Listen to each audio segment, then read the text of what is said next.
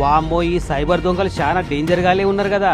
సెకండ్ల మీద అకౌంట్లు మొత్తం నాకి పారేస్తున్నారు. ఇక మహబూబ్ నగర్ జిల్లా జడ్చెర్ల కాడ బియ్యం దుకాణం నడిపే ఈ కరుణాకరన్ అనే బాధితుడు బియ్యం కావాలని వచ్చినట ఒక బద్మాషోడు.